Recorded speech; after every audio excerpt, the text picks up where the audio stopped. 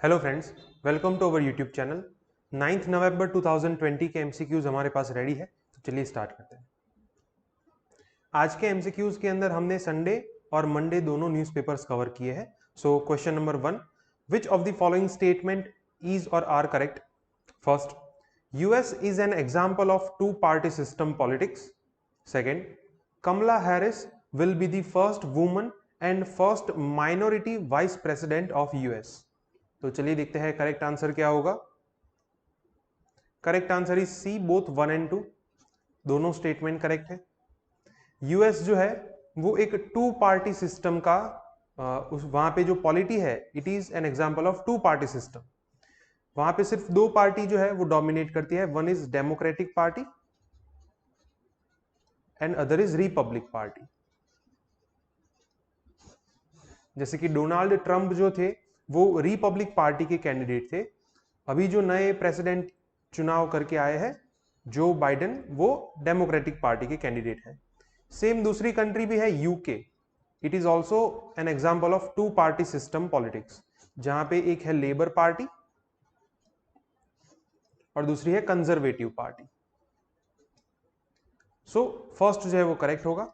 Second जो है वो भी करेक्ट है। कमला हैरिस की जो इंडियन ओरिजिन है, she will be the first woman and first minority vice president of United States. So election के रिजल्ट आ गए हैं। Joe Biden elected 46th president of United States. Question number 2, which of the following statement is और are correct about EOS-01 satellite? First, it is equipped with remote sensing technology for improving India's defense capabilities. Second, it can produce high quality images in all conditions and at all times. Third, it was launched using PSLV. तो चलिए देखते हैं correct answer क्या होगा। Correct answer is B, second and third. First जो है वो incorrect है। अब देखिए यहां पे ये करेक्ट है कि इसके अंदर रिमोट सेंसिंग टेक्नोलॉजी है। ईओएस का मतलब होता है अर्थ ऑब्जर्वेटरी सैटेलाइट, जिसके अंदर रिमोट सेंसिंग टेक्नोलॉजी यूज होती है। It is similar to RISAT, RISAT, RISAT, right, remote sensing satellites. तो इसी टेक्नोलॉजी को यूज करके ये ईओएस सैटेलाइट जो है वो लॉन्च किया गया है। लेकिन ये जो उसका ऑब्जेक्टिव दिया गया है for improving India's defence capabilities, ये गलत है। रिमोट सेंसिंग टेक्नोलॉजी का उपयोग होता है एग्रीकल्चर के अंदर, फॉरेस्ट्री के अंदर, मरीन इकोसिस्टम के ऊपर रिसर्च करने के लिए। ये सब उसके एप्लीकेशंस एरिया है, ये डिफेंस कैपेबिलिटीज के लिए नहीं बना। तो इस वजह से फर्स्ट जो है वो इनकरेक्ट होगा। सेकेंड जो है वो करेक्ट है। इस पर्टिकुलर जो अर्थ ऑब्जर्वेटरी सैटेलाइट्स होते हैं उसकी खासियत यह है कि उसके ऊपर weather phenomena, fog, clouds and lack of sunlight, इन सब फिनोमिनास के इंपैक्ट नहीं होती, राइट। मतलब कि ये सब जो एलिमेंट्स है उसकी कोई नेगेटिव इंपैक्ट इस सैटेलाइट के ऊपर नहीं पड़ती, और इसकी वजह से ये सैटेलाइट जो है वो हाई क्वालिटी इमेजेस कैप्चर कर सकते हैं in all conditions at all times. तो second is also correct. Third is also correct, जिसको PSLV यूज करके लॉन्च किया गया है, polar satellite launch vehicle. So answer is B, second and third. India successfully launches Earth observation satellite EOS-01. This is ISRO's first mission in 2020 amidst pandemic. तो ये काफी important topic है, prelims के अंदर इस पर्टिकुलर टॉपिक में से question आ सकते हैं। हम इससे रिलेटेड और दो क्वेश्चंस देखेंगे। Question number 3, which of the following statement is और are correct about New space India Limited NSIL? First, it is a wholly owned Government of India company under administration of Department of Defense Research. Second, it is a commercial body attached with DRDO and to coordinate with ISRO to use satellites for defense research and development. तो चलिए देखते हैं correct answer क्या होगा। Correct answer is D, neither one nor two. दोनों statement जो है वो इनकरेक्ट है। New space India Limited, it is a wholly owned government of India company, जिसके अंदर 100% शेयर किसका है? गवर्नमेंट का है। But it is under the administrative control of department of space. ये डिपार्टमेंट ऑफ डिफेंस रिसर्च के अंदर नहीं आता, ये डिपार्टमेंट ऑफ स्पेस के अंडर में आता है, right. It is established as per the provisions of companies act 2013 and it is a commercial arm of ISRO. ये एक इसरो की अटैच्ड कमर्शियल बॉडी है जो इंडस्ट्रीज को प्रमोट करती है for making equipments related to satellites. तो इंडस्ट्रीज को सैटेलाइट के इक्विपमेंट्स बनाने के लिए ये नई कंपनी जो है वो प्रमोट करेगी। ये डीआरडीओ की अटैच बॉडी नहीं है, ये सेकंड जो है वो गलत होगा। Answer is D, neither one not two. So ISRO और एनएसआईएल के बीच में जो कोलैबोरेशन था उसकी मदद से ये ईओएस सैटेलाइट जो है वो लॉन्च किया गया है। तो ये भी हमने एक करंट बेस्ड क्वेश्चन देखा। अब हम एक कंसेप्चुअल बेस्ड क्वेश्चन देखेंगे पीएसएलवी के ऊपर। Which of the following statement is or are correct about Polar Satellite Launch Vehicle? First, it is a third generation launch vehicle of India using only liquid rocket engines. Second, the PSLV has helped take payloads into almost all the orbits in the space. तो चलिए देखते हैं correct answer क्या होगा। Correct answer is B, second only. First जो है वो incorrect है। Yes, it is correct that it is a third generation launch vehicle of India, but it does not use only liquid rocket engine. PSLV जो है उसके अंदर अभी 4 stage होते हैं। फर्स्ट एंड थर्ड स्टेज जो है उसके अंदर सॉलिड रॉकेट इंजन को यूज किया जाता है and second and fourth stage जो है उसके अंदर लिक्विड रॉकेट इंजन को यूज किया जाता है, राइट। और यहां पे क्या लिखा है कि ओनली लिक्विड रॉकेट इंजन, इस वजह से ये गलत होगा। और ये जो PSLV है it is the first launch vehicle जिसके अंदर पहली बार लिक्विड रॉकेट इंजन यूज हुआ है इंडिया के अंदर, तो इस वजह से ये फर्स्ट जो है वो इनकरेक्ट होगा। Second is correct. पीएसएलवी की मदद से हमने काफी सारे सक्सेसफुल मिशंस भी किए हैं। For example Chandrayaan 1, for example Mars orbiter mission जिसे हम कहते हैं मंगलयान। तो ये सभी मिशन जो है वो हमने पीएसएलवी को लॉन्च करके ही पीएसएलवी को यूज करके ही लॉन्च किए हैं। तो इस वजह से आंसर होगा बी, सेकेंड ओनली। ईओएस के लिए पीएसएलवी लॉन्च हुआ था, इसलिए ये कंसेप्चुअल बेस्ड क्वेश्चन था। लॉन्च व्हीकल का नाम है PSLV C49। Question number 5, which of the following statement is और are correct about right to recall? First, it refers to the condition when a person who has been elected to be removed from his office before the end of his term. Second, recently the state of Rajasthan enacted a law to legalize right to recall members of Panchayati Raj institutions. तो चलिए देखते हैं correct answer क्या होगा। Correct answer is a, one only. Second जो है वो incorrect है। राइट टू रिकॉल का मतलब क्या होता है कि कोई ऐसी अथॉरिटी जिसको इलेक्शन करके उस अथॉरिटी उस पर्टिकुलर ऑफिस की अथॉरिटी दी गई है। फॉर एग्जाम्पल कि किसी गांव के सरपंच है, तो सरपंच को चुनाव करके सरपंच बनाया गया है। अगर मान लो कि उनकी टर्म खत्म होने से पहले उनको ऑफिस में से रिमूव करना है, तो यहां पे लोगों को एक रेफरेंडम के थ्रू जो राइट मिलता है उस राइट का नाम है राइट टू रिकॉल। मतलब कि आप उस पर्टिकुलर इंडिविजुअल को उसकी ऑफिस में से रेफरेंडम के थ्रू निकाल सकते हैं। तो फर्स्ट जो है वो करेक्ट होगा।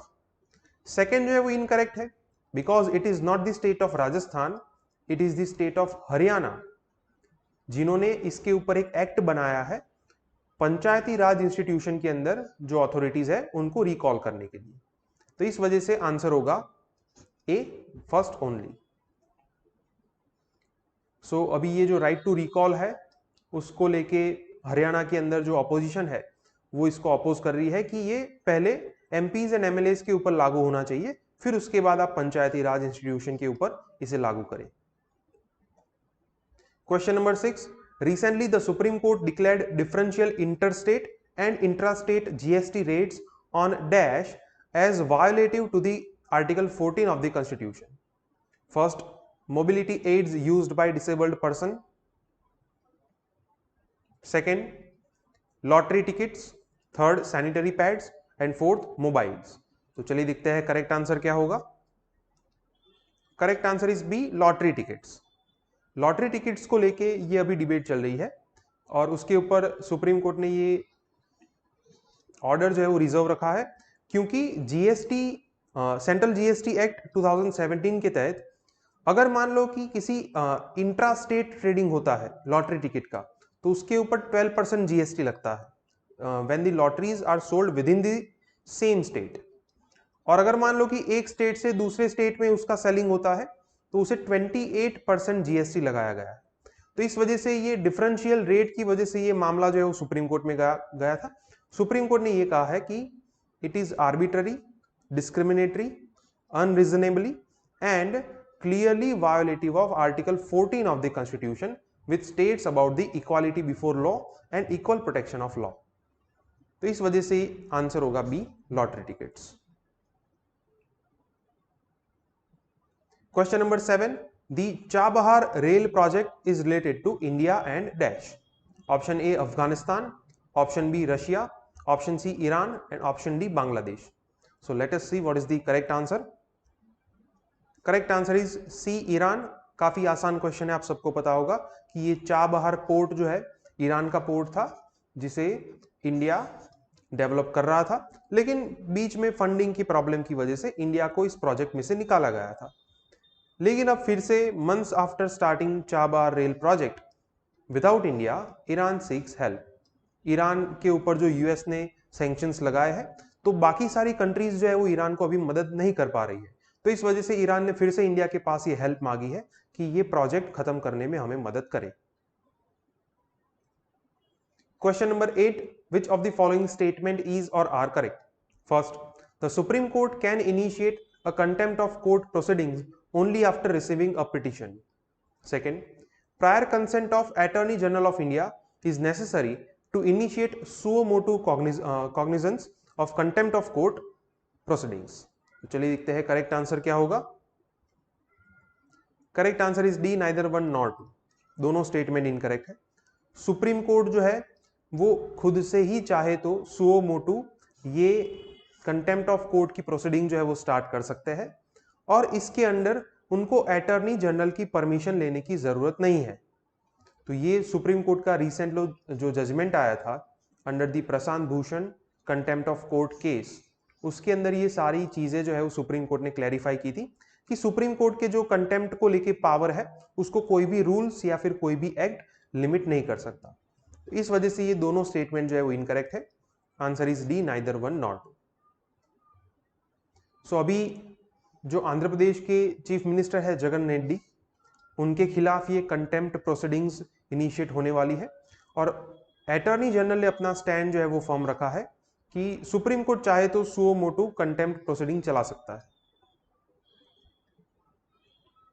Question number 9, identify the state from the description given below.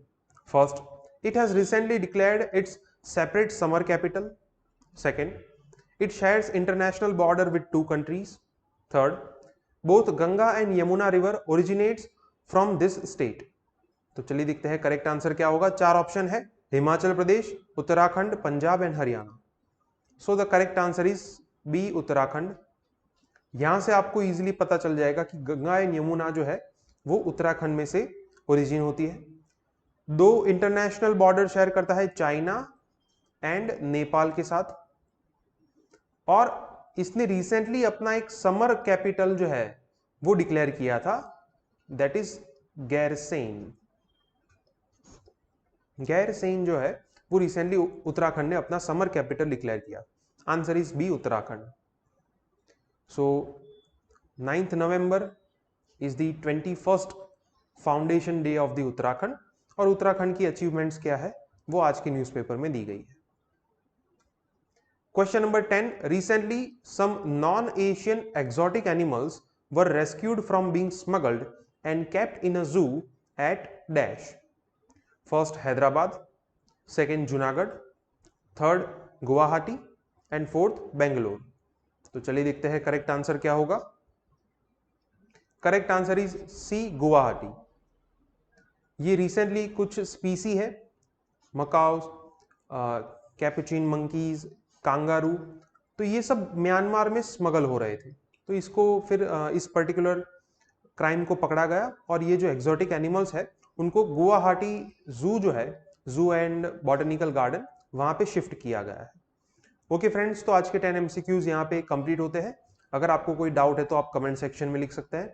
हमारे वीडियो आपको पसंद आए तो वीडियो को लाइक कीजिए और हमारे चैनल को सब्सक्राइब कीजिए। Thank you.